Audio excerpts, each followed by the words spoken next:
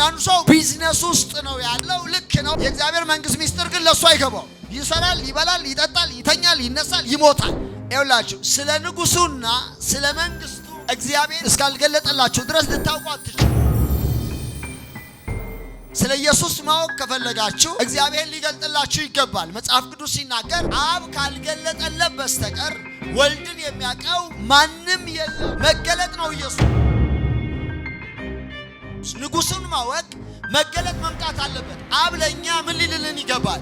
ሊገልጥልን ይገባል። ስለዚህ የእግዚአብሔር መንግስት ሚስጥር እንዲገባን ምንፈልግ ከሆነ ስንተኛ መንቃት ያለብን ለመንግስቱ ነው። እነሳለሁ፣ በሌሊት እነሳል። በጌታ በኢየሱስም የሆነን ሰው እየቀሰቀስኩት ነው። የሆነ ብርድ ልብስ የወደቀበትን ሰው ዛሬ ቀስቅሼዋለሁ። አካታያ ሃሌሉያ። እተኛለሁ አንጎላጃለሁ የሚለውን ሰው ቀስቅሼዋለሁ። ድህነት እንደ ወንበዴ ሳይመጣብህ ተነስ ብያለሁ በኢየሱስ።